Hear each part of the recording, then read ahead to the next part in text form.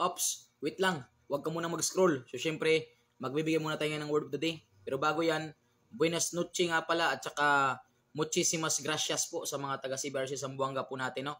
At nakarating na po tayo ngayon sa Cebu City at may turo po tayo ngayon bukas na po yan sa CBRC Danau. See you there po mga future criminologists, no, sa CBRC Danau natin. At syempre, pag-usapan natin itong mga fingerprint patterns at their corresponding symbol.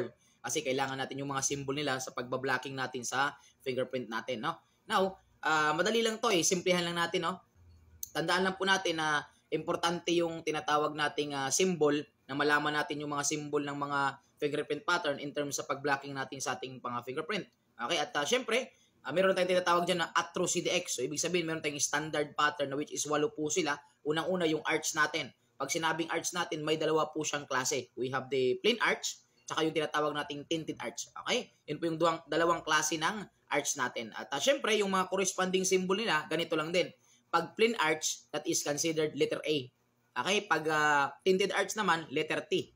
Okay? Yun po yung ating mga symbol, tsaka fingerprint pattern, no? And now, we have also the loop. Pag sinabi naman sa loop naman natin, may dalawang klase din ng loop. We have the radial loop, tsaka yung ulnar loop natin.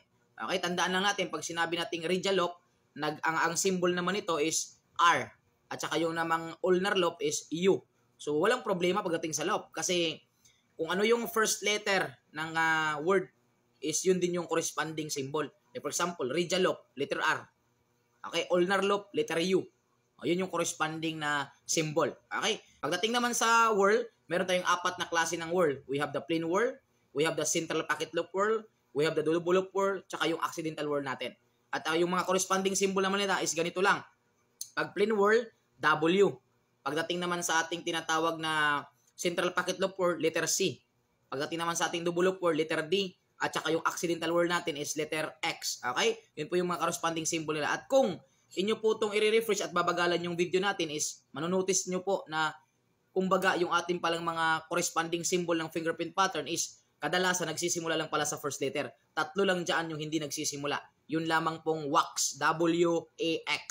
Kasi yung plain whorl supposed to be letter P siya nagsisimula pero yung kanyang corresponding na symbol is letter W. Tsaka yung ating tinatawag na plain arch, supposed to be letter P, pero letter E, yung kanyang corresponding symbol. At saka yung accidental whorl, supposed to be letter A, pero naging letter X po yung kanyang corresponding symbol. So, 3 lang po yung tatandaan natin na fingerprint patterns na yung kanyang symbol ay hindi nagsisimula sa first letter. Yung atin lamang pong wax, W-A-X, yung plain whorl, plain arch, saka accidental whorl. The rest po ng mga fingerprint patterns, ang kanilang mga corresponding symbol ay nagsisimula na lamang po sa first letter. Okay, like for example na lamang po yung double loop whorl, letter D. Central pocket loop whorl, letter C.